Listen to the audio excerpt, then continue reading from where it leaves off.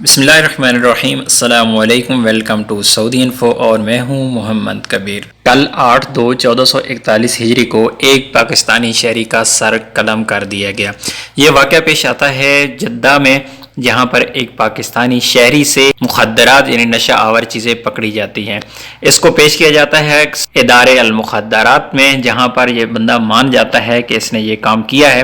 اس کے بعد یہ کیس جاتا ہے سپریم کورٹ میں، اور سپریم کورٹ حکم جاری کرتی ہے کہ اس کا سر قلم کر دیا جائے۔ سبق نیوز کے مطابق محمد رمضان نامی پاکستانی شخص سے ہیروئن پکڑی گئی، جسے سعودی سیکورٹی اداروں نے پکڑا اور اسے باقاعدہ پروسیس کے تھرو اپنی صفائی پیش کرنے کے مواقع دیے گئے، جس کے بعد وہ یہ ثابت نہ کر سکا اور اس پر الزام ثابت ہو گیا، جس کے بعد وہ اپنے آپ کو بے گناہ ثابت نہ کر سکا اور اس پر الزام ثابت ہو گیا، تو سپریم کورٹ نے اس کا سر قلم کرنے کا حکم دیا، جسے 8/2/1441 کو مکہ المکرمہ کے محافظہ جدہ میں پایہ تکمیل تک پہنچایا گیا۔